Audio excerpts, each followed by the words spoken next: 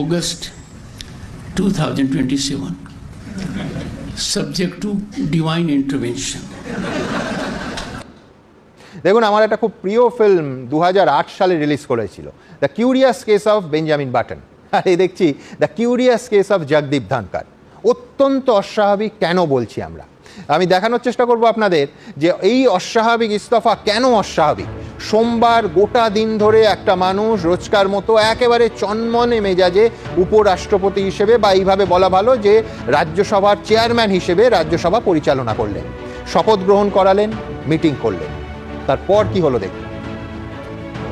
দুপুর 3:52 উপরাষ্ট্রপতির অফিস থেকে বিজ্ঞপ্তি দিয়ে জানানো হলো যে উপরাষ্ট্রপতি হিসেবে লক্ষ্য করুন, উপরাষ্ট্রপতি হিসেবেই কিন্তু জগদীপ ধনকর বুধবার জয়পুরে আলোচনা সভায় অংশ নিতে যাবে।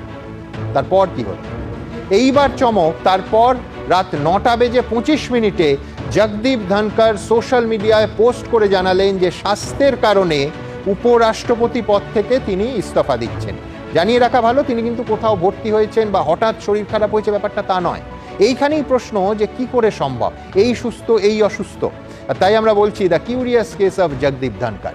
আমি দেখাবো যে দুপুরবেলার পর থেকে ঠিক কি হচ্ছে। দুপুর 1টা থেকে 4:30-এর মধ্যে, তার মধ্যে এই নাটকীয় পট পরিবর্তনটি ঘটলো।